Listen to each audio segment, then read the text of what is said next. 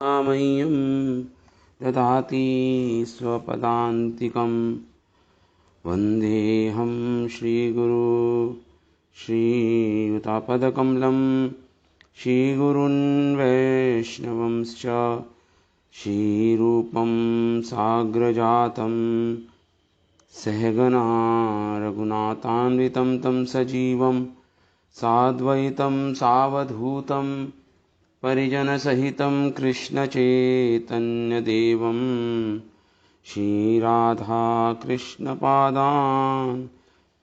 सहगना ललिता श्रीविशाखान्वितंश्च हे कृष्णा करुणा सिन्धु दीनबन्धु जगत्पते गोपीश गोपीककान्त राधाकान्त नमोऽस्तुते तप्त कांचन गौरांगी राधे वृंदावनेश्वरी भृषभानुसुते देवी प्रणमामि हरिप्रिये वाञ्छाकल्पतरुभ्यश्च कृपा सिन्धुभ्येव च पतितानं पावनेभ्यो वैष्णवेभ्यो नमो नमः। जय श्री कृष्ण चैतन्य प्रभु नित्यानंद श्री अद्वैत गदाधर श्रीवासादि गौरभक्तवृंद। हरे कृष्णा कृष्ण कृष्ण हरे हरे, हरे Ram Ram Ram Hare Hare. So reading from Upadeshamrita रूप गोस्वामी द्वारा कृत, श्लोक संख्या 1। वाचो वेगम मनसा क्रोध वेगम जीव वेगम उदर उपस्थ वेगम एतान वेगान यो विषहेत धीरा सर्वाम अपीमाम पृथ्वीम सशिष्यात। सधीरा यत विषहेत, वह धीर है जो सहन कर लेता है। विषहेत, इन 6 वेगों को जो सहन कर पाता है वह धीर व्यक्ति है। अपि इमाम, और वह 6 वेग हैं। वाचो वेगम, मन का वेग, क्रोध का वेग, जीवा का वेग, उदर का वेग और उपस्थ वेग, जो इन 6 वेगों को सहन कर लेता है। सर्वम पृथ्वीम, वह पूरे विश्व में शिष्य बनाने योग्य है। तो हमने उपस्थ वेग, जो आखिरी वेग है 6 वेगों में, हमने उस पर चर्चा की। पहले जो ब्रह्मचारी हैं, पहले तो गृहस्थों की हमने चर्चा की कि गृहस्थ लोगों को कैसे उपस्थ वेग या काम वेग को कैसे संयमित और नियंत्रित कर सकते हैं गृहस्थ जीवन में। फिर ब्रह्मचारी जन कैसे अपने जीवन में काम और उपस्थ वेग को कंट्रोल कर सकते हैं। और फिर हमने कल चर्चा की अनाश्रमी, जो आश्रम में नहीं है, किसी आश्रम में नहीं है, ना तो वो ब्रह्मचारी आश्रम में है ना वो गृहस्थ आश्रम में है। जैसे विवाह के बाद किसी की पत्नी की मृत्यु हो गई तो अब तो वो गृहस्थ आश्रम में नहीं रहा,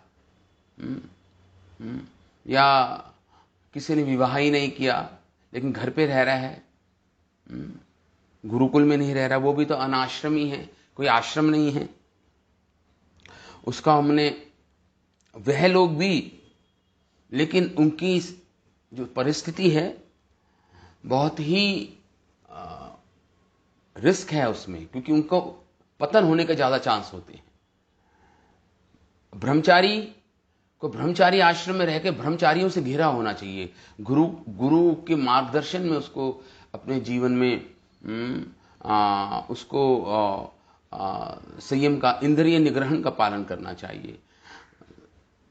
प्रतिदिन वेदों का पाठ करना चाहिए, गुरु की सेवा करनी चाहिए, आश्रम की सेवा करनी चाहिए, जिससे उसको जो अनुकूल है उसके ब्रह्मचर्य पालन में, जिससे वो काम वेग या उपस्थ वेग को संयमित कर सकता है। लेकिन जो अनाश्रमी हैं, जो किसी आश्रम में नहीं है, उनके लिए भी महाप्रभु कहते हैं, जब महाप्रभु रघुनाथ भट्ट गोस्वामी बनारस में, वाराणसी में रहे, तो उन्होंने रघुनाथ भट्ट गोस्वामी को कहा था, 8 मास रही प्रभु भट्टे विदाय दिला, विवाह न करिहा बलि निषेध करिला। रघुनाथ भट्ट गोस्वामी उस समय 10-11 साल के बालक थे। तो महाप्रभु ने कहा आप तुम विवाह मत करना, तुम कभी विवाह मत करना। अब तो वो घर पे रहे, रघुनाथ भट्ट गोस्वामी घर पे रहे। जब तक उनके माता पिता जीवित थे उन्होंने अपने माता पिता की सेवा की और वो घर पे ही रहे। तो वो ना तो गृहस्थ आश्रम में प्रवेश किया, ना पूर्ण रूप से वो गुरुकुल में रह रहे थे, वो घर पे रह रहे थे, अपने माता पिता की सेवा की उन्होंने। और जब माता पिता का देहांत होगा उसके बाद वो महाप्रभु की शरण में गए, पूर्ण रूप से महाप्रभु के पास गए। तो ये कुछ उदाहरण हैं जो अनाश्रमी, जिनका कोई आश्रम नहीं है। जैसे श्रीमद् भागवत में जड़ भरत आते हैं। जड़ भरत वो भी ना गृहस्थ थे, ना उन्होंने गुरुकुल में थे वो, लेकिन पूर्ण रूप से वो तो अवधूत अवस्था में रहते थे, हमेशा अवधूत अवस्था में रहते थे जड़ भरत। तो वह भी उनकी भक्ति में बहुत उन्नति कर पाए, उन्नत वैष्णव बने बहुत बड़े। तो जरूरी नहीं है कि अनाश्रमी आध्यात्मिक जीवन में, भक्ति जीवन में उन्नति नहीं कर सकते, ऐसा कोई अनिवार्य नहीं है। लेकिन हां, अगर किसी एक आश्रम में कोई स्थित होता है तो उसको उस आश्रम से सपोर्ट मिलता है, उससे सहारा मिलता है, जिससे वो है अपनी भक्ति शांत मन से अपनी भक्ति को पूर्ण रूपेण भक्ति में उन्नति कर पाए। तो अब बस इतना होना चाहिए, अनाश्रमी हो या ब्रह्मचारी हो, कोई कपट नहीं होना चाहिए हृदय में, कपट नहीं होना चाहिए हृदय में। वह सिंसियर होना चाहिए, उनको निष्कपट भाव से भक्ति में विकास करने का प्रयास करना चाहिए। एक्सीडेंटल फॉल डाउन्स, उनका पतन हो जाता है अकस्मात, तो भगवान कह रहे हैं कि उसमें, क्योंकि उनका कोई दोष नहीं है, वेग इतना तेज होता है उपस्थ का, काम वेग या दूसरे वेग भी जो होते हैं, कि उनका पतन हो सकता है, बीच में हो सकता है उनका पतन। ये स्वाभाविक है, क्योंकि कई जन्मों का यह अभ्यास है हमें, उसके कारण ये वेग इतने अधिक बलशाली हो गए हैं हमारे ये वेग, जिसमें सबसे बलशाली तो उपस्थ वेगी है, काम वेगी है। तो ब्रह्मचारियों के लिए भगवान श्रीमद् भागवतम में उनकी परिभाषा, ब्रह्मचारियों को कह रहे हैं, ऋतो नाव किरे जातु ब्रह्म व्रतः धरा स्वयं। एक ब्रह्मचारी को वो ब्रह्मचारी जब है, जब वह ब्रह्मचर्य का पालन करता है, ब्रह्म जैसी उसकी चर्या है। लेकिन अगर अकस्मात, विदाउट मतलब एक्सीडेंटली या विदाउट प्लानिंग उसका पतन हो जाता है, तो उसका अगर उसके शरीर से वीर्य निकलता है तो उसको अवकीर्ण अवघायासु, उसको तुरंत स्नान करना चाहिए, प्राणायाम करना चाहिए और गायत्री मंत्र या भगवान के नाम का जप करना चाहिए। तो फिर कल हमने ये चर्चा की कि अगर कोई अगर इस कामवेग को कोई कहे कि इस कामवेग को मैं नियंत्रित कर सकता है, किससे? जुगुप्सा से। जुगुप्सा मतलब घिन, इस शरीर के प्रति घिन उत्पन्न कर ले अपने हृदय में, कि ये शरीर तो मलमूत्र का एक थैली है, एक बैग है, और वो घिन के कारण वो अपने काम वेग को या दूसरे वेगों को संयमित कर, नियंत्रित करने का प्रयास करेगा। तो कुछ हद तक तो कर सकता है, दंडम, लेकिन पूर्ण रूपेण नहीं कर पाएगा, वो पूर्ण रूपेण नहीं कर पाएगा। इसलिए श्रीमद् भागवतम में जो स्ट्रिक्ट इंस्ट्रक्शन है ब्रह्मचारियों के लिए कि भाई स्त्रीणाम निरीक्षणा स्पर्श संलाप वेलाननादिकम प्राणिनो मिथुनी भूतान अघ्रस्तो घृतस त्यजेत, कि एक ब्रह्मचारी को या अनाश्रमी को किसी काम इच्छा से किसी स्त्री को नहीं देख सकता, वो स्पर्श नहीं कर सकता, उससे बातें नहीं कर सकता, काम इच्छा से प्रेरित होके नहीं कर सकता, किसी से मजाक नहीं कर सकता। हाँ, और प्राणिनो मिथुनी भूतान, और जो प्राणी लोग जो मिथुनी भाव है जिनका, जो कामेच्छा स्त्री संग कर रहे हैं, उनका संग नहीं कर सकता। तो अब स्ट्रिक्ट इंस्ट्रक्शंस भगवान ने गीता में दे रखे हैं, ये भागवतम में भी हैं, गीता में भी हैं। तो क्या, लेकिन फिर भी अपने अथक प्रयास के बाद भी एक ब्रह्मचारी हो सकता है कि अपने सारे प्रयासों में फेल हो जाए, तो उसके लिए भगवान क्या बोल रहे हैं शास्त्रों में? अथक प्रयास के बाद भी एक केतव नहीं, मतलब ईमानदारी से उसने प्रयास किया। उसने बड़े ही बड़ा प्रयास किया उसने अपने इन वेगों को संयमित करने का, लेकिन फिर भी वो विफल हो जाता है अपने प्रयास के बाद भी। निष्कपट पूर्वक प्रयास करने के बाद भी वो असफल रहता है। तो उसके लिए श्रील भक्तिविनोद ठाकुर लिख रहे हैं अपने एक सॉन्ग में, गोपीनाथ हार जे मेने छियामी, अनेक जतन हईल विफल, एक न भरोसा तुमी। गोपीनाथ, अनेक मैंने जतन किए, श्रील भक्तिविनोद ठाकुर कह रहे हैं, गोपीनाथ हे कृष्ण, मैंने अनेक जतन किए लेकिन हईला विफल, मैं विफल हो गया। एक न भरोसा तुम्हें, अब तो आप ही मेरे केवल मात्र एकमात्र भरोसे हो, आपका ही भरोसा है प्रभु। गोपीनाथ मना जे पागल मोरा, मेरा मन तो पागल हो गया है। ना माने शासन, ये मेरा शासन नहीं मानता, ये स्वतंत्र हो गया है, मेरे शासन में नहीं चलता ये मेरा मन।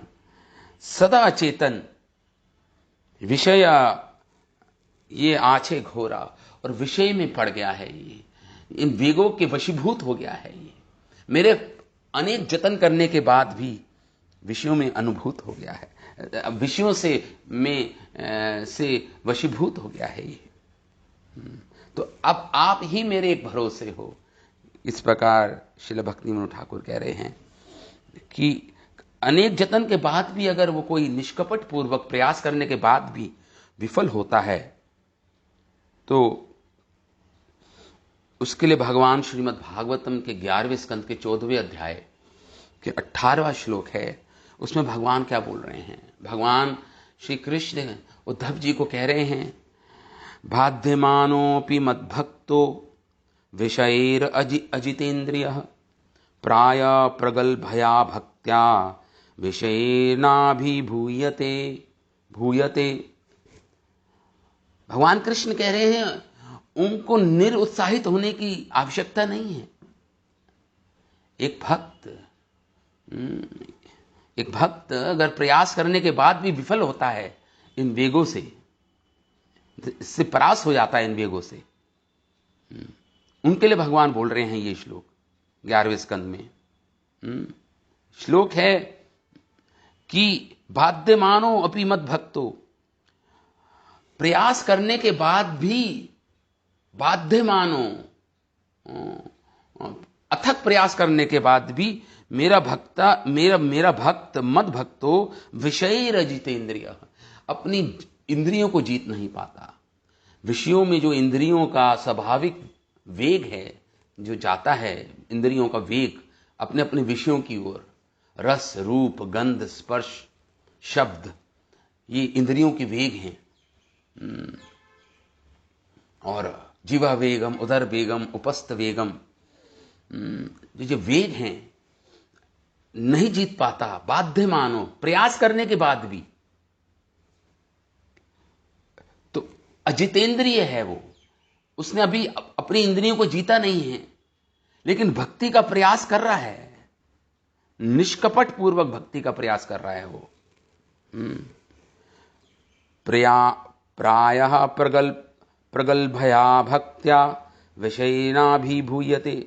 प्रायः, लेकिन प्रगल्भया भक्त्या, भक्ति में भक्ति करता जा रहा है, विफल हो रहा है अपने प्रयास में, लेकिन प्रगल्भया भक्त्या, बिना किसी कपट के भक्ति में उन्नति करने का प्रयास कर रहा है वो। लेकिन अभी अजितेंद्रिय हैं, प्रयास करने के बाद भी इंद्रियों के द्वारा जीता जा रहा है वो, और वेगों से परास्त हो रहा है। लेकिन प्रायः प्रगल्भया भक्त्या, प्रगल्भया मतलब भक्ति में उन्नति करने का प्रयास कर रहा है, और भक्ति में उन्नति करना चाहता है वो। विषय नाभिभूयते, भगवान कह रहे हैं ऐसा मेरा जो भक्त है वो कभी भी इंद्रिय भोगों से वशीभूत नहीं होगा, अल्टीमेटली वो जीत जाएगा। मतलब भगवान के कहने का अर्थ ये है, भगवान उसके लिए कह रहे हैं कि वो हारेगा नहीं, वो इंद्रिय भोगों, इंद्रियों के वेगों से, अनियंत्रित इंद्रियों से हारेगा नहीं, वो अंततः जीतेगा, वो जीतेगा। और भगवान उसको स्वीकार कर रहे हैं, उसको ये नहीं कह रहे कि नहीं वह, उसको भक्ति छोड़ देनी चाहिए, वो बार बार परास्त हो रहा है इन वेगों से, काम वेग से, उदर वेग से, जीवा वेग से। भगवान ने कहा नहीं, विषयीर ना भी भूयते, वो विषयों में नहीं फंसेगा, प्रयास कर रहा है, अल्टीमेटली अंततः वह जीत जाएगा इन इंद्रियों से और जितेंद्रिय बन जाएगा। अभी इस अवस्था में, क्योंकि नया नया भक्त है या कुछ सालों का भक्त है, प्रयास कर रहा है, लेकिन भगवान बहुत ही उस पर अपनी उस भक्त के बारे में भगवान उसको रिजेक्ट नहीं कर रहे हैं, भगवान स्वीकार रहे हैं उस भक्त को, जो प्रयास तो कर रहा है।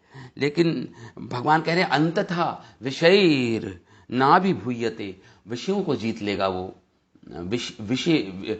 विषयों को जीत लेगा, अपनी इंद्रियों का निग्रहण कर लेगा, मन पे संयमित, अपने मन के वेगों को संयमित कर लेगा।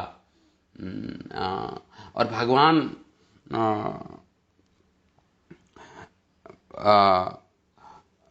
ये श्लोक उस भक्त के लिए कह रहे हैं, भक्त के लिए कह रहे हैं कि भगवान की वह डिफीट नहीं होगा, हारेगा नहीं, उसे हारना नहीं चाहिए, उसको प्रयास करता रहना चाहिए और भक्ति में प्रयास करते रहना चाहिए। अब ऐसे भक्तों के लिए जो प्रयास करने के बाद भी जितेंद्रिय हैं, अभी जीता नहीं उन्होंने अपनी इंद्रियों को, प्रयास होते हैं वेगों से, उनके लिए एक सीक्रेट, उनके लिए एक रहस्य बता रहे हैं हमारे, उनके लिए एक श्लोक है श्रीमद् भागवतम के 11वें स्कंद में, उनके लिए एक श्लोक है। वो क्या करें, वो क्या करें, उनके लिए भगवान तो ऊपर वाले श्लोक में 11वें स्कंद में ही बोल रहे हैं कि उनको धैर्य रखना चाहिए, प्रयास करते रहना चाहिए और वो कभी भी हारेंगे नहीं। भगवान ये आश्वासन दे रहे हैं उस भक्त को, आश्वासन दे रहे हैं भगवान, बहुत बड़ा आश्वासन है हमारे लिए। अधिकांशतः हम लोग, भक्त लोग भी, भक्त बनने के बाद भी हम इन वेगों को नहीं रोक पाते, नहीं रोक पाते। तो हमें आशा देने के लिए भगवान ने ये वाला श्लोक बोला कि भगवान कह रहे हैं नहीं, तुम अपना प्रयास करते रहो सतत, अंततः तुम जीत जाओगे। भगवान ऐसा आश्वासन दे रहे हैं। अब 11वें स्कंद में ही ऐसे भक्तों के लिए एक रहस्य बताया है जिसमें वो अगर पापपूर्ण कार्य हो भी जाएं, उनके वो वेगों से परास्त हो भी जाएं, तो उनको क्या करना चाहिए, क्या करना चाहिए? ये श्लोक श्रीमद् भागवतम के 11वें स्कंद का 2 अध्याय का 36वां श्लोक है। ये श्लोक कहता है, कायेन वाचा मनसेन्द्रियैर्वा बुद्ध्यात्मना वानुश्रुता स्वभावात् करोति यत् यत् सकलं परस्मै नारायणेति समर्पयेत। कह रहे हैं, कायेन वाचा मनसेन्द्रियैर्वा बुद्धि आत्मना वानुश्रुता स्वभावात्। किसी का, सबका अपना अपना स्वभाव बन गया है, अपने कर्मों के कारण, कई जन्मों के कर्मों का, हम एक स्वभाव लेके हमारा जन्म हुआ, हमारा एक स्वभाव है। और स्वभाव में तो बोल रहे हैं कि जो हमारा एक स्वभाव जो है हमारा, वो उस स्वभाव के वशीभूत होके कोई कायेना अपने शरीर से क्रिया करता है, वाचा वाणी से क्रिया करता है, मन की जो स्थिति है उसके स्वभाव के कारण मन में जो वेग हैं, या इंद्रियां, जो इंद्रियों से वो कार्य करता है। बद्ध आत्मना, बुद्धि, जो उसकी बुद्धि बन गई है अपने स्वभाव के कारण, मायाबद्ध है ना अभी तो, इसलिए उसका एक स्वभाव है हम सबका।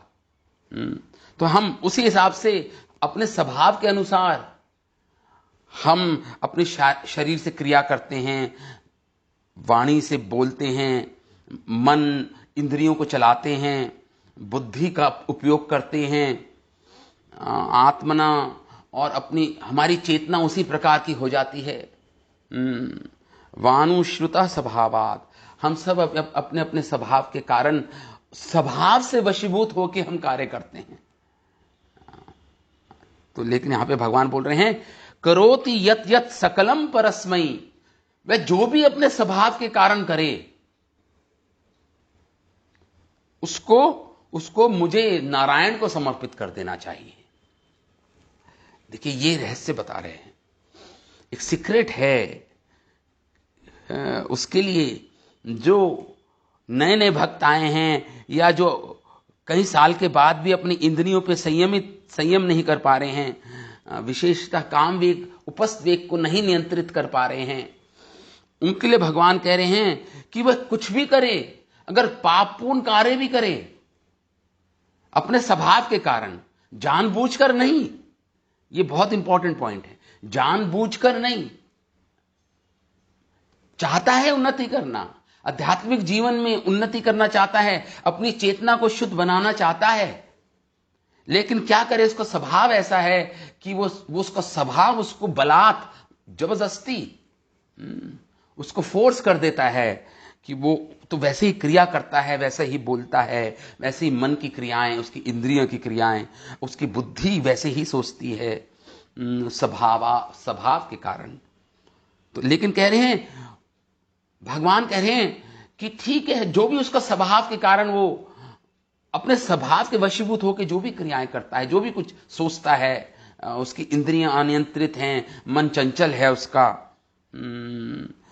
लेकिन करोति, जो भी कुछ करे, करोति यत् यत् सकलम परस्मै, वे सारी क्रियाओं को उसे नारायणेति समर्पयेत तत्, उसको नारायण को समर्पित कर देना चाहिए। भगवान कृष्ण को समर्पित कर दे अपनी सारी क्रियाओं को। तो यहां पे प्रश्न उठता है, क्या जो पापपूर्ण कार्य करता है, क्या वो भी हम समर्पित कर सकते हैं?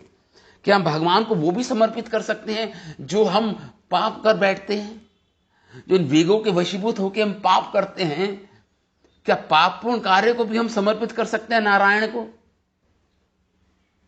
प्रश्न ये उठता है यहां पे। उसको ये कहना चाहिए, जो भी क्रियाएं करें, ऐसे कह रहे हैं, करोति यत् यत्, जो क्रियाएं करे वो, ऐसा नहीं बोल रहे हैं कि करोति धर्मम सकलम परस्मै, की जो धार्मिक क्रियाएं हैं उसको ही नारायण को समर्पित करना है, ऐसा तो श्लोक बोल नहीं रहा। श्लोक तो कह रहा है जो भी क्रियाएं करे वो, चाहे पापपूर्ण ही क्यों ना हो, चाहे पाप पाप पूर्ण ही क्यों ना हो वो क्रिया, उसको ये समझ के भगवान को अर्पित करना चाहिए कि भगवान, इसमें मैं भगवान को समर्पित करता हूं, ये क्रिया भगवान के आनंद के लिए, भगवान के आनंद के लिए मैं भगवान को समर्पित करता हूं वो क्रिया। अब इस चीज को हमें समझना पड़ेगा। सपोज मैं एक भक्त हूं और मेरे अंदर ये मेरा स्वभाव है कि मुझे स्मोकिंग अच्छी लगती है, मैं सिगरेट पीता हूं, और मैं सिगरेट पीता हूं तो मैं क्या वो क्रिया भगवान को अर्पित कर सकता हूं, सिगरेट पीने की क्रिया को? यहां पे लेकिन श्लोक तो यही बोल रहा है, करोति यत यत सकलम परस्मै, जो भी कुछ करे भगवान को समर्पित कर दे। तो क्या हम जब सुबह उठते ब्रश करते हैं, शौच जाते हैं, या जो भी क्रियाएं करते हैं जिनसे भक्ति का कोई डायरेक्ट, कोई सीधा संबंध नहीं है, हम उसको भगवान को समर्पित कर सकते हैं क्या?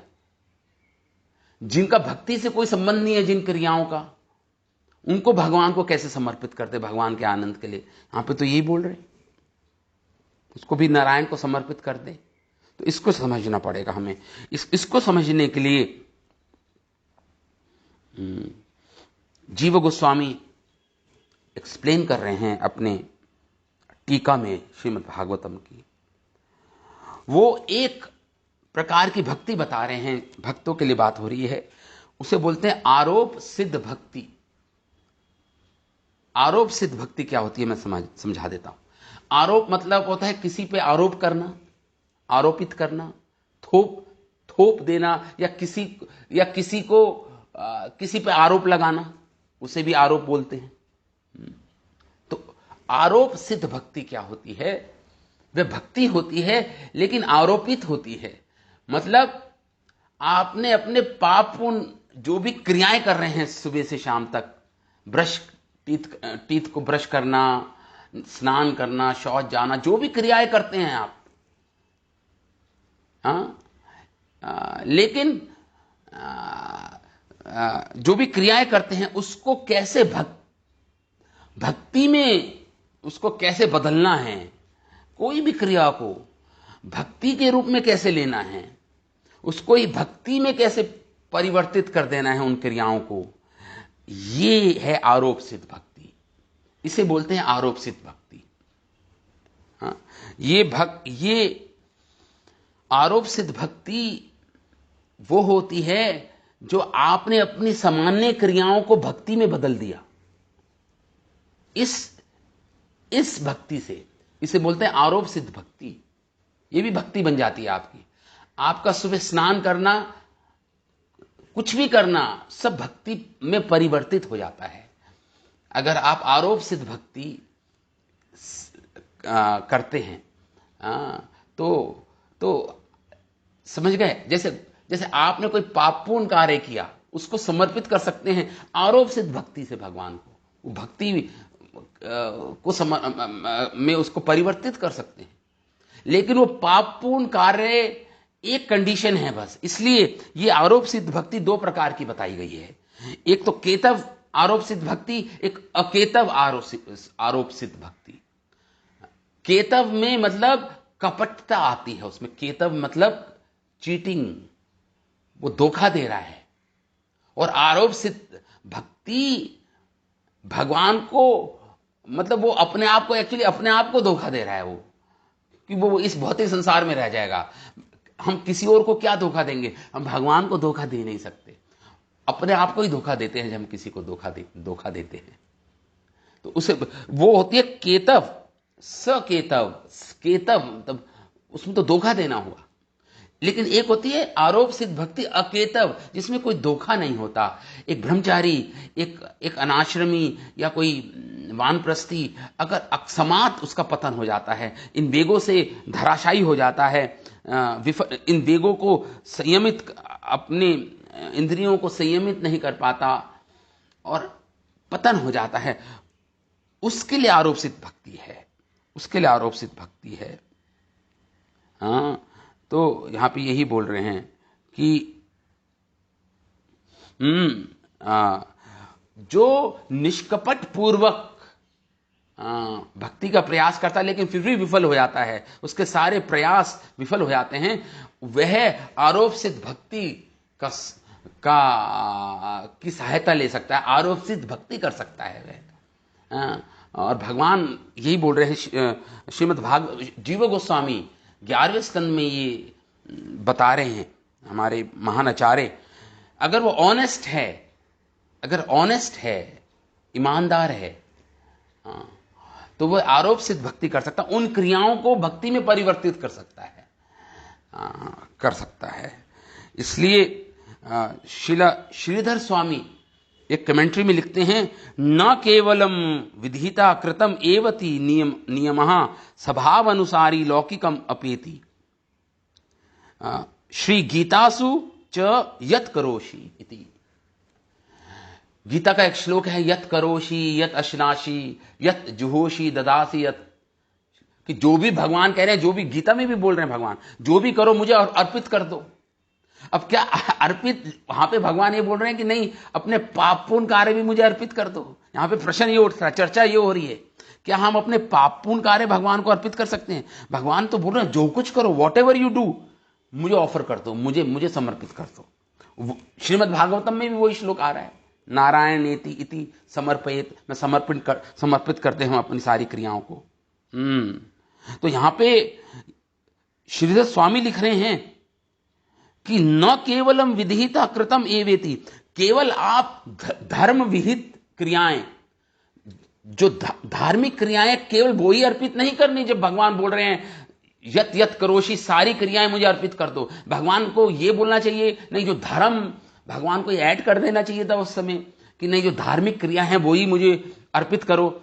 अपने पापपूर्ण कार्य जो अकस्मात हो जाते हैं, विदाउट प्लानिंग, अकस्मात पतन जो तुम्हारा हो जाता है, वो क्रियाएं मुझे ऑफर ना करो। भगवान ने ऐसा तो बोला नहीं। तो भगवान यहां पे कह रहे हैं, तो यहां पे श्रीधर स्वामी भी यही बोल रहे हैं, न केवलम विधिता कृतम, जो शास्त्रों में विधि विधान दे रखे हैं केवल वही आपको अर्पित नहीं करने भगवान को, वो तो करने ही हैं, लेकिन नियमः स्वभाव, जो आपके स्वभाव के अनुसार, जो आपका एक्सीडेंटल फॉल डाउन हो जाता है, पतन हो जाता है, एक्सीडेंटल, तो स्वभाव अनुसारी लौकिकम, लौकिक क्रियाएं भी आप अर्पित कर दो भगवान को। लौकिक क्रियाएं मतलब जो आपकी दिनचर्या होती है, जिसमें मैंने बताया स्नान करना, ब्रश करना, शौच जाना, या जो भी और भी क्रियाएं होती हैं, वह लौकिक क्रियाएं भी आपको नारायण को समर्पित करनी पड़ेगी। यही गीता का श्लोक भी बोलता है। जो भी कुछ करो, तो अब प्रश्न ये उठता है कि जिन क्रियाओं का भक्ति से कोई संबंध नहीं है, उन क्रियाओं को भगवान को आनंद देने के लिए हम कैसे क्रिया समर्पित करें, कैसे कर सकते हैं? लेकिन बस एक शर्त है भगवान की, अकेतव होना चाहिए। अकेतव मतलब चीटिंग नहीं होनी चाहिए, उसमें धोखा नहीं होना चाहिए। बस उन क्रियाओं का कि ठीक है, मैं तो सिगरेट पीता हूं, सिगरेट पीने की मुझे आदत है, तो ठीक है, मैं भगवान को अर्पित कर देता हूं और पीता रहता हूं सिगरेट। ऐसा नहीं है, ये नहीं बोल रहे हैं भगवान। यहां पे भगवान कह रहे हैं आध्यात्मिक जीवन में अथक प्रयास के बाद भी अगर वो विफल होता है, और जो अपनी लौकिक दैनिक जो क्रियाएं हैं उसको भी सभी को भगवान को अर्पित कर दे, लेकिन उसका लक्ष्य है भगवत प्राप्ति, उसका लक्ष्य है भक्ति में उन्नति करना, अपनी चेतना को शुद्ध करना, अपने हृदय में जो इन वेगों को संयमित करना, इन वेगों को रोकना, इन वेगों को जीतना, उसका लक्ष्य तो ये है जीवन का, लेकिन कर नहीं पा रहा अथक प्रयास के बाद भी।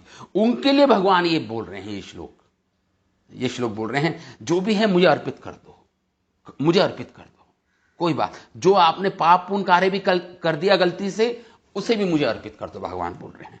इसे बोलते हैं आरोप सिद्ध भक्ति। अत्र स्वाभाविका कर्मणो अर्पणे, तो जो भी स्वाभाविक, जो स्वभाव के कारण बलात् आप क्रिया करते हो, स्वभाव आपको नियोजित कर देता है, अर्जुन भी तो ये पूछ रहा है, अर्जुन जी भी ये पूछ रहे हैं भगवान से गीता में कि हे प्रभु ऐसी क्या शक्ति है, मैं नहीं करना चाहता वो कार्य, मुझे बलात्पूर्वक करा दिया जाता है वो कार्य। तो उस समय भगवान ने गीता में भी बोला था, काम ऐशा क्रोधेशा, काम और क्रोध के कारण, ये काम ही है जिस वेग हैं जो किसी व्यक्ति को, जिसका स्वभाव बन गया है वो उसको नियोजित कर देते हैं किसी पापपूर्ण कार्य में, उस नहीं करना चाहता फिर भी हो जाता है वो। अत्र स्वाभाविक कर्मणों अर्पणे, तो यहां पे बोल रहे हैं कि ठीक है उसको अर्पित करना है, तो क्या जो दुष्कर्म, जो दुष्कर्मणों द्विविधा गति ही, जो अपने दुष्कर्म, जो हमारे पापपूर्ण कार्य हैं, दुष्कर्म जिसे बोलते हैं, वह जो अर्पित करते हैं भगवान को, वे दो प्रकार के होते हैं। एक तो वो ज्ञानी या योगी, जो अष्टांग योगी ज्ञानी होते हैं, जो ज्ञान मार्ग का अनुसरण करते हैं, वो भी अपने दुष्कर्मों को, जो उनसे गलतियां हो जाती हैं अकस्मात, वो भी भगवान को अर्पित करते हैं। और एक भक्त भी अर्पित कर देता है, जो स्वभाव के अनुसार उससे दुष्कर्म हो जाते हैं, पाप कार्य हो जाता है, वह भक्त भी अर्पित करता है। तो यहां पे ये बोल रहे हैं अपने भक्ति संदर्भ में जीवा गोस्वामी कि दुष्कर्मणों द्विविधा गति ही, ये दो प्रकार के लोग होते हैं। एक तो ज्ञानी योगी एक श्रेणी में आ गए, दूसरा भक्त। एक ज्ञानी या योगी कैसे अर्पित करते हैं, वो भगवान को अपने दुष्कर्म कैसे अर्पित करते हैं। ज्ञानिनो ज्ञाने इच्छुनाम अविशेषेना, वो कहते हैं कि गुणेषु वर्तते, कि गुण ही गुण में प्रवेश कर रहे हैं, मैं तो नहीं कर रहा ये क्रिया, जो दुष्कर्म मैंने किया ये मेरे मन ने किया है, मेरे शरीर ने किया है, मैं तो आत्मा हूं। तो वो जो ज्ञानी है वो ऐसे अर्पित करते हैं कि ये क्रिया मेरी नहीं है, मैं नहीं कर रहा ये क्रिया, ये तो मेरा मन कर रहा है, मेरी इंद्रियां कर रही है, मेरा शरीर कर रहा है, मेरी बुद्धि कर रही है, लेकिन मैं तो ना मन हूं, ना शरीर हूं, ना बुद्धि हूं, मैं तो शुद्ध आत्मा हूं, मैं तो इससे परे एक आत्मा हूं। तो ये क्रियाएं तो स्वभाव के कारण शरीर कर रहा है, मैं इससे परे हूं। ज्ञानी तो ऐसे अर्पित करते हैं अपने दुष्कर्मों को, ऐसे अर्पित कर देते हैं। लेकिन जो भक्त होता है, भक्ति इच्छु नाम तु अनेन दुर्वासना दुखा दर्शनेन चा, लेकिन जब भक्त से कोई दुष्कर्म हो जाता है, एक भक्त से, वो कैसे अर्पित करता है, अब ये बता रहे हैं। ज्ञानी तो कहते हैं ठीक है, गुणों से बना है संसार, गुणों से शरीर बना है, गुण में आपस में एक दूसरे परस्पर एक दूसरे से क्रिया प्रतिक्रिया चल रही है, उसमें मेरा कुछ लेना देना नहीं है, मैं तो आत्मा हूं, मैं तो अलग हूं इस चीज से। ज्ञानी तो ये सोचता है। लेकिन जो भक्त है वो सोचता है, भक्ति इच्छु नाम, जो भक्त है, अनेन वो क्या होता है, उसे ग्लानि होती है, कोई भी दुष्कर्म हो जाता है उससे, एक भक्त को ग्लानि होती है, और वो कहता है दुर्वासना दुखा दर्शनेन च, वो जानता है कि ये दुष्कर्मों से, दुर्वासना से उसको दुख मिलेंगे, और भगवान को इससे कोई आनंद नहीं मिलता, वो जानता है ये बात। एक भक्त जानता है, वो देख सकता है कि अपने दुष्कर्मों से उसको दुख मिलेगा, उसकी भक्ति में बाधा आएगी, वो इस बात को जानता है। लेकिन फिर भी क्या करे, क्योंकि अभी अजितेंद्रिय है, अभी जीता नहीं है उसने अपनी इंद्रियों को, एक भक्त ने, तो जानते हुए भी दुर्वासना दुख दर्शन तो कर सकता है वो सहा। और जब वो देखता है, जब वो समझता है कि उसने तो दुष्कर्म कर दिया, उसके वेगों ने उससे दुष्कर्म पापपूर्ण कार्य करा दिया, तो सहा वो ग्लानि से भर जाता है। और ग्लानि से जब भर जाता है भक्त, स कारुण्य मया करुणाम करोत्व इतिवा, वो भगवान को अर्पित करता है वो क्रिया, भगवान को कहता है प्रभु आप करुणामय हैं, आप करुणा निधान हैं, और मुझ पे कृपा कीजिए, और ये जो मैंने एक्सीडेंटली या जो मैंने अकस्मात जो मैंने मुझसे ये पापपूर्ण कार्य हो गया है मेरे जीवन में, इसको मैं आपको समर्पित करता हूं। हे प्रभु, आप करुणा निधान हैं, मुझ पे करुणा कीजिए। You are merciful, be merciful to me. आप कृपा निधान है, मुझ पे कृपा कीजिए, और इस दुष्कार्य जो दुष्कर्म में मैं संलग्न हो गया अचानक, उसको मैं आपको समर्पित करता हूं। मैं समर्पित। भक्त इस प्रकार से सोचता है।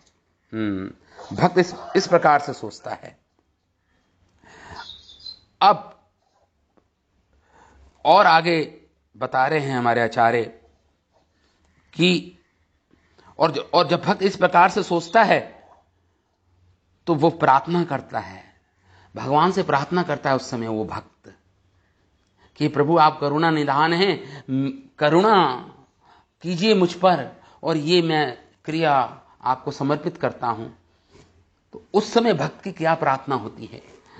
वो भक्त कहता है, ममा सुकर्मणि दुष्कर्मणि।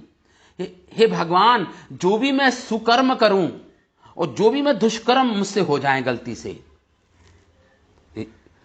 यत राग समान यह, और जो भी राग है मेरे अंदर, तत्सर्वतो भावेना, मैं हे प्रभु भगवत विषयम एव भवतु, मैं आपको देता हूं वो। यत राग समान्ययम, समान्यम मतलब तो भक्त यहां पे कह रहा है कि जो भी सुकर्मण है, पुण्य कर्म है या पाप कर्म भी जो हो गए मुझसे होते हैं गलती से, वो सब उनके प्रति जो राग है मुझे, वो मैं अर्पित करता हूं आपको। देखिए, ये समझने वाली बात है। वो अपने पापपूर्ण कार्य को भगवान को समर्पित नहीं कर रहा, वो जो उससे पापपूर्ण कार्य दुष्कर्म हो रहा है वो समर्पित नहीं कर रहा वो नारायण को। हमारे आचार्य कह रहे हैं वो समर्पित नहीं हो सकते भगवान को कर नहीं सकते आप क्या समर्पित कर रहे हो? जो उस पापपूर्ण कार्य के पीछे जो राग है, आपकी आसक्ति जो है, आपकी जो अटैचमेंट है उस पापपूर्ण का कार्य करने में, उसको समर्पित कर रहे हो आप नारायण को। आप उस क्रियाओं को नहीं, उस दुष्कर्म को आप अर्पित नहीं कर रहे हो। आप उस दुष्कर्म के पीछे जो आपकी आसक्ति है, आपका राग है, उसको समर्पित करना है भगवान को। वह समर्पित होता है भगवान को। जो कारण है उस दुष्कर्म करने का, राग, अटैचमेंट, आसक्ति, आप भगवान से कह रहे हो, हे प्रभु, वो जो आसक्ति है मेरे अंदर, काम वेग की आसक्ति, उपस्थ वेग की आपत्ति जो है मेरे अंदर, मैं उसको अर्पित करना चाहता हूं आपको। मैं उसको अर्पित करता हूं। मेरी आसक्ति हटाइए। मैं आसक्ति नहीं रखना चाहता अपने अंदर, ये राग नहीं रखना चाहता किसी दुष्कर्म कार्य करने में। वो आसक्ति हटाना चाहता हूं। वो आसक्ति मैं आपको अर्पित करता हूं। वो जो राग है, मुझे अटैचमेंट है, उसको अर्पित कर रहा हूं मैं।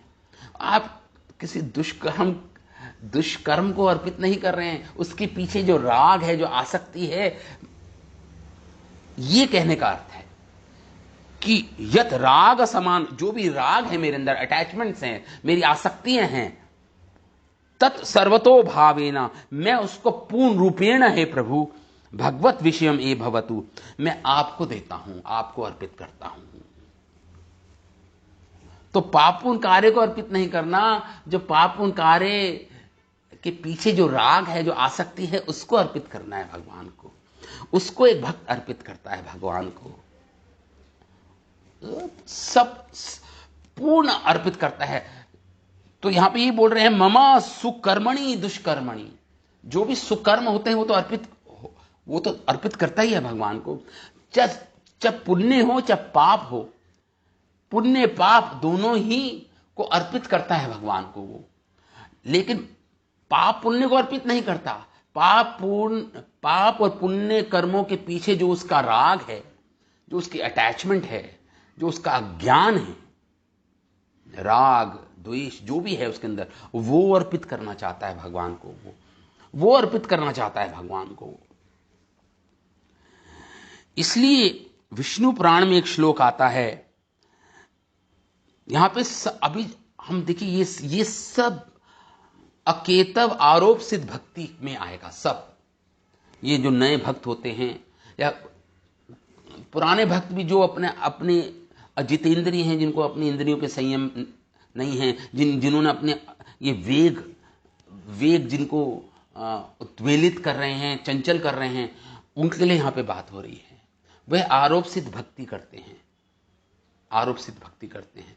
तो आरोप सिद्ध भक्ति तो इसका ये मतलब नहीं आरोप सिद्ध भक्ति करने का कि आपको लाइसेंस मिल गया हो, कुछ भी पाप पूर्ण कार्य कर सकते हैं, उसको मैं नारायण को समर्पित कर दूंगा। नहीं नहीं नहीं, लाइसेंस नहीं, इसलिए बोला है केतव नहीं, अकेतव होना चाहिए, निष्कपट पूर्वक जो करता है प्रयास भक्ति में उन्नति का, पाप पूर्ण कार्य से बचना चाहता है जो, उसके लिए उनके लिए कह रहे हैं यहां पे, उनको अपने राग अपने आसक्ति को भगवान को अर्पित करते हो। यहां पे उनकी बात हो रही है, यहां पे उनकी बात नहीं हो रही जो कपटता पूर्वक भगवान को अपने पाप पूर्ण कार्य अर्पित करना चाहते हैं। यहां पे उनकी बात नहीं हो रही, यहां पे उन भक्तों की बात हो रही है या उन साधकों की बात हो रही है जो अभी साधक हैं, प्रयास कर रहे हैं, विफल हो रहे हैं, उनकी यहां पे बात हो रही है। वह आरोप सिद्ध भक्ति कर सकते हैं। आरोप मतलब आरोपित कर सकते हैं अपने सारे पाप कर्म, जो दुष्कर्म जो हो जाते हैं गलती से, वह उसको भगवान को अर्पित कर सकते हैं। और वह क्रियाएं अर्पित नहीं करनी, मैंने बताया उसके पीछे जो राग है, यहां पे यही बोल रहे हैं, जो राग यत राग समान्वयम, जो भी राग है, अटैचमेंट है, आसक्ति है, मोह है, उसको भगवान को अर्पित करते हैं। इसलिए एक उदाहरण है, एक विष्णु पुराण में एक श्लोक आता है जो हमारे जीव गोस्वामी लिख रहे हैं अपने संदर्भ में, या प्रीतिर अविवेका नाम विषयेष्व अनापायिनी त्वाम अनुस्मृतः स मे हृदयान न परसर्पतु। हे प्रभु, यहां पे एक विष्णु पुराण में ये श्लोक आता है, एक साधक कहता है, हे प्रभु, जिस प्रकार जो आम सामान्य जन में प्रीति होती है या काम वासना से प्रेरित होकर जो भोगी होते हैं, जन सामान्य लोग जो भोग करते हैं संसार में, जो उनको अपने भोगों से जो आसक्ति होती है लोगों को, वैसे ही आसक्ति मुझे आप में हो जाए प्रभु। त्वाम अनुस्मृतः सा में, जिस प्रकार भोगियों को भोग से आसक्ति होती है, इतनी प्रगाढ़ आसक्ति होती है उनको भोग से, उसी प्रकार की आसक्ति मुझे आपसे हो जाए। जिस प्रकार एक भोगी को भोग से आसक्ति होती है, उसी प्रकार उतनी ही आसक्ति है प्रभु। त्वाम अनुस्मृतः स में हृदयान न पसरपतु, वो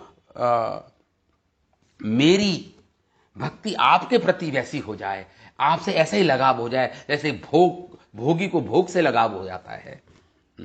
मुझे हृदयान न अपसरपतु, और मेरे हृदय से आप कभी आपकी भक्ति ना जाए, मेरे हृदय में आपकी भक्ति से वैसा लगाव हो, मेरे हृदय में जो भक्ति कभी असरपतु मतलब कभी नहीं जाए बाहर मेरे हृदय से भक्ति आपकी, और वैसे ही आपसे आसक्ति हो, वैसे ही आपसे लगाव हो जैसे एक भोग को भोगी से होता है। विष्णु, तो देखिए ये सब आरोप सिद्ध भक्ति का बात, यहाँ पे आरोप सिद्ध भक्ति की बात हो रही है यहाँ पे।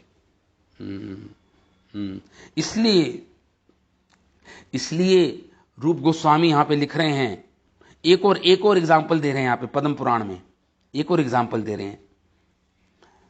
युवतीनम यथा यूनी यूनाम च युवतौ यथा मनो अभिरमते तद्वन मनो अभिरमताम त्वयि। हे प्रभु, इस संसार में जिस प्रकार एक स्त्री को पुरुष से आसक्ति होती है, आकर्षण होता है, और स्त्री को पुरुष से आकर्षण होता है, और पुरुष को स्त्री से आकर्षण होता है, उसी प्रकार हे प्रभु मुझे आपसे आकर्षण हो। देखिए ये पद्म पुराण का श्लोक है, मनो अभिरमते तद्वन, मेरा मन आप में जैसे एक एक रमणी और रमण में आसक्ति होती है एक दूसरे से, पुरुष और स्त्री में आसक्ति होती है, वैसे ही आसक्ति मुझे आप में हो जाए, वैसे ही आसक्ति मनो अभिरमते तद्वन, मेरा मन आप में रमण करे, आप में जाए, आपकी तरफ जाए। जैसे स्त्री का मन पुरुष की ओर जाता है, पुरुष का मन स्वाभाविक स्त्री की ओर जाता है, इसी प्रकार मेरा मन स्वाभाविक रूप से आपकी ओर जाए। मनो अभिरमते तद्वन मनो अभिरमताम त्वयि, इसी प्रकार मेरा मन उसी प्रकार आपकी ओर जाए प्रभु। ऐसा एक भक्त पद्म पुराण का श्लोक है। तो ये सब आरोप सिद्ध भक्ति के उदाहरण हैं, ये सब आरोप सिद्ध भक्ति है, ये सब आरोपित कर दिया। इसलिए रूप गोस्वामी भक्ति रसामृता सिंधु में एक बहुत ही सुंदर श्लोक लिख रहे हैं। भक्ति रसामृता सिंधु में लिख रहे हैं रूप गोस्वामी, पांडित्यमृता हिंडका ध्वनिगतो या काम दीक्षाव्रती। कह रहे हैं जिसकी दीक्षा हो गई है, किसमें? जिसने दीक्षा ले ली है, किसमें उसकी दीक्षा हो गई है?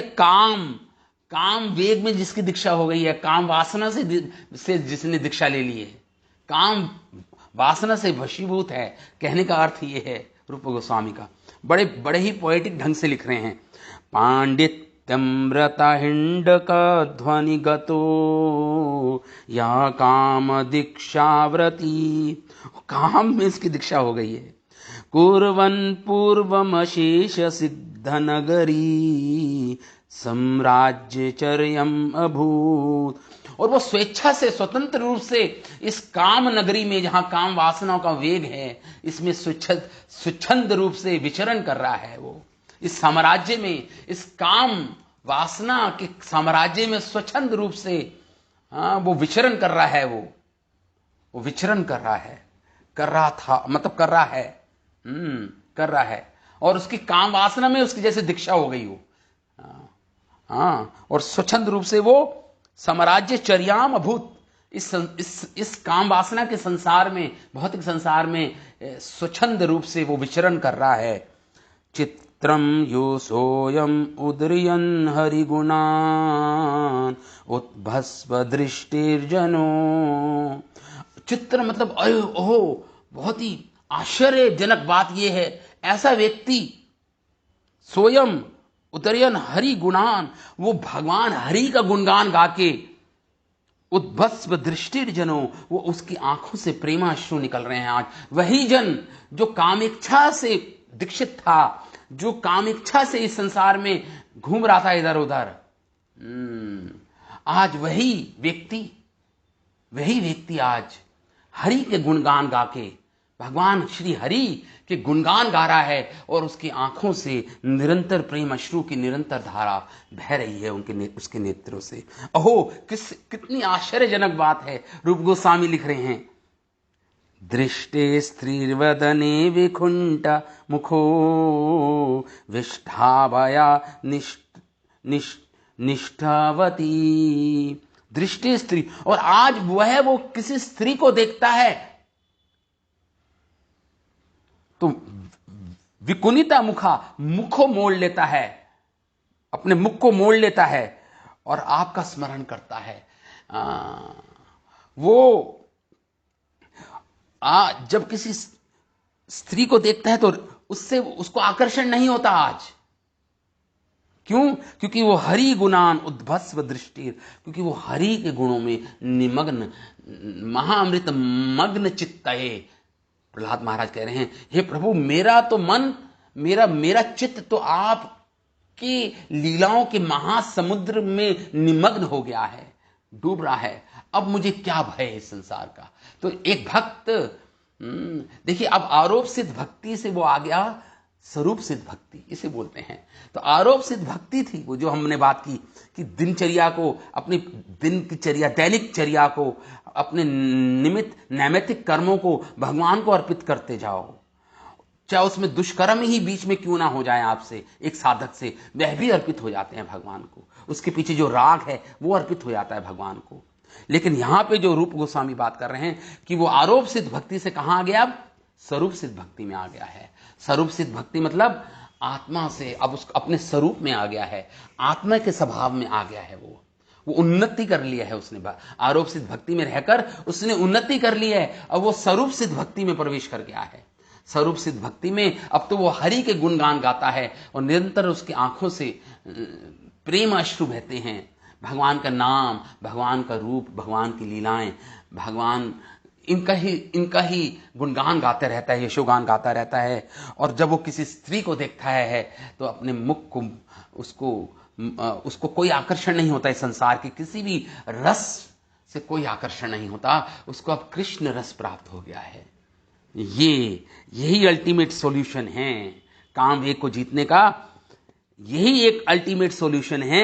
अगर कोई अपने उपस्थ या काम वेग को या दूसरे वेगों को जीतना चाहता है तो उसको कृष्ण के नाम, कृष्ण का रस लेना होगा, कृष्ण की भक्ति रस। कृष्ण भक्ति रस एक महासिंधु है, अमृत सिंधु है। कृष्ण भक्ति का जो रस मिलता है एक साधक को, एक भक्त को, उससे वो इस संसार के रसों को छोड़ देता है। रसोप्यस्य परम दृष्ट्वा निवर्तते। जब उसको कृष्ण भक्ति में रस आता है तभी उसके इन वेगों से उसको छुटकारा मिलेगा। यही हमारा आखिरी श्लोक है। इस पहला जो श्लोक था जो हम इतने दिनों से चर्चा कर रहे हैं उपदेशामृत का, यही आखिरी श्लोक है। रूप गोस्वामी यही निचोड़ बता रहे हैं कि कोई भी वेग हो, चाहे वाच वेगम, मनसा क्रोध वेगम, जीवा वेगम, उदर उपस्थ वेगम, जो 6 प्रकार के वेग हैं, जब भी हम इसको जीत पाएंगे, कंट्रोल कर पाएंगे, संयमित नियमित कर पाएंगे, जब हम भगवान की भक्ति में, उनके नाम में रस लेंगे, उनकी लीलाओं में जो श्रवण करेंगे, उनके भक्तों का संग करेंगे और संकीर्तन करेंगे, और श्रवणम कीर्तनम विष्णु स्मरणम पाद सेवनम अर्चनम वंदनम दास्यम साख्यम आत्मनिवेदम, नवविधा भक्ति का पालन करेंगे, भक्ति के विधि विधानों का पालन करके हम कृष्ण को आनंद देंगे। और कृष्ण हमें, जब कृष्ण को आनंद मिलेगा तो जीव भी आनंदित हो जाएगा, स्वाभाविक उसको रस प्राप्त होगा, क्योंकि भगवान तो रसिक शेखर हैं, रसो वही सा, रस के आगार हैं भगवान। तो जब वो जीव को भी थोड़ा सा रस मिलता है तो इस संसार के विषयों से उसको मुक्ति मिलती है। इस संसार के अस्वाभाविक विषयों से वो रस से वो ऊब जाता है, संसार के रस से छूट जाते हैं उसके ये भौतिक रस जो निंदनीय हैं।